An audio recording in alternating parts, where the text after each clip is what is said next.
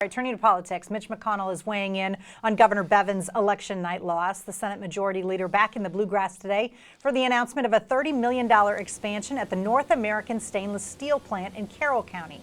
McConnell offered his reaction to last week's election, which put Republicans in every state office except that of the governor. He had a good 4 years, and I'm awfully proud of the rest of the ticket.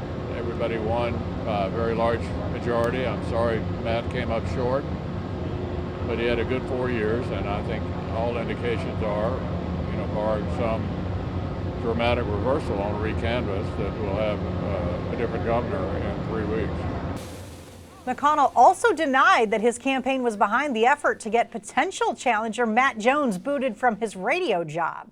Meanwhile, in Louisville today, Democrat Charles Booker announced plans to form an exploratory committee for a possible U.S. Senate run in 2020.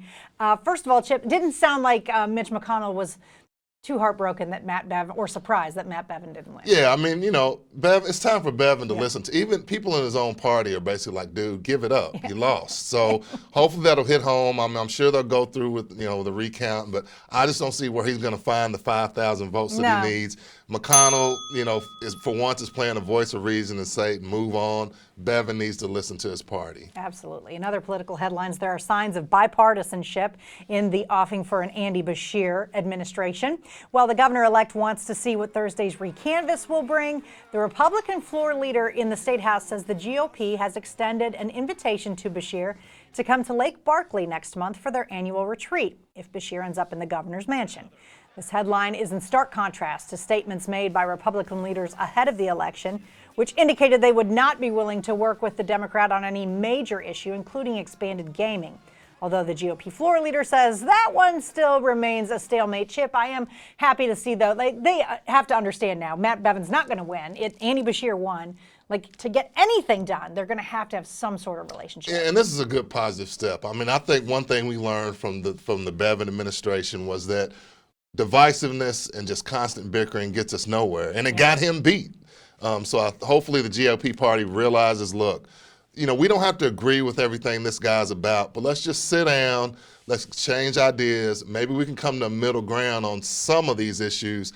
And, hopefully the divisiveness that we've seen the last several years will disappear. You don't have to agree on everything. Right, and but there's at least civility. Let's just sit down and talk. I mean, there's nothing that can be, no harm can be done by sitting down and talking. So credit to the Republican Party for being willing to at least open the door to Beshear and listen to what he has to say. Absolutely. Now in Hey Kentucky, in case you missed it, a review of recent headlines. There's more troubling news involving the bankrupt coal operation that allowed hundreds of miners to work without a plan to pay them.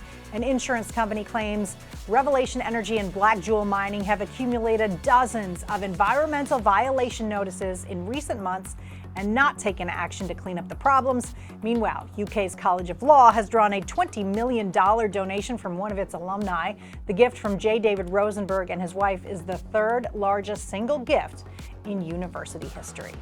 Up next on Hey Kentucky, the Lexington native who had a sensational season for the LA Dodgers is back home. We'll show you what brought pitcher Walker Buehler to the Bluegrass when we return.